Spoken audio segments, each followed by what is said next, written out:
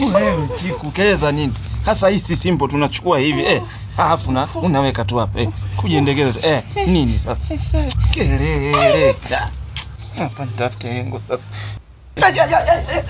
Toboro wangu.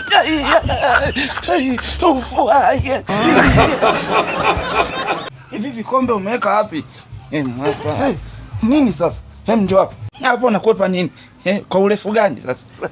Mungu wa viumbe. Utaratibu sijaupenda. Mnagata kwa herufi mpaka nifikiwe kikiisha. Utafikiwa. Mpaka mfikie hesi ni lini? A few moments later. Ila njaa mbaya. Si huyu hapo. Baada ya kula kelele kwisha. Wewe Side, kelele kwanza nini sasa? Njaa tu.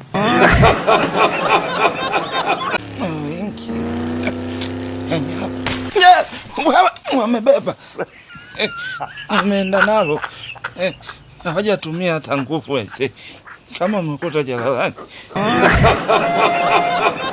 Kuna mtu Chiku kamsevu mjomba. Juzi katuma message eti anauliza huyo mbwa bado yupo. Sasa nyumbani sifugi mbwa. Huyo mbwa atakuwa nani? Ndio maana naambia Chiku nenda kumzika mzima. Mpisha sehemu ya kutumia akili. Nataka ujitoe mishipa. Wakati ni kufanya tu hivi. Ukichanganya mpaka mawe nani jua. Ununua vifaa vyao sana. Sio heti ndio jifunza sasa. Sehemu ya akili tumike akili.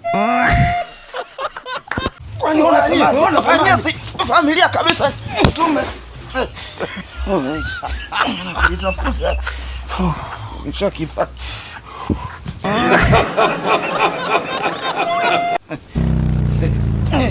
Tena niwaishe mao pale Mwananyamala. Umepaki. Tena na mvua yenyewe hamna. Tukiwahi.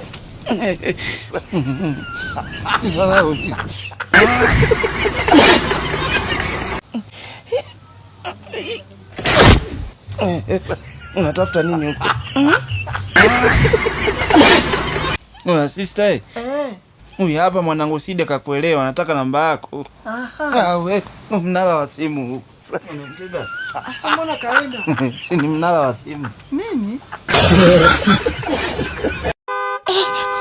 Mume wako amerudi. Chiku amelala. Tena kwenye pazia. Changamka. Haya. Hivyo mbivu Chiku hajamka. Usimwamba huyu.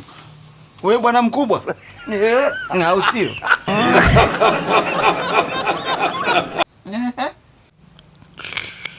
Hapo vipi? Bila. Tuone na hapo. Na hapo hata ya mwanzo imepotea.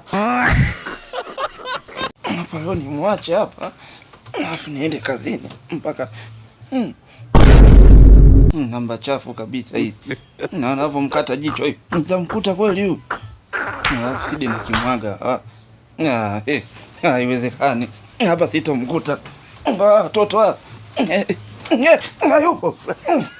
Na mbona amenichapa hapa? Vijana. Kwanza kama kudai mshahara kwanza nijifue, maana bosi wangu anazima data. Anajifanya kama hajui kama mwisho wa mwezi huu. Hapa ngoja leo. Kaka siku ya mshahara naenda kukiwacha kule ofisini leo.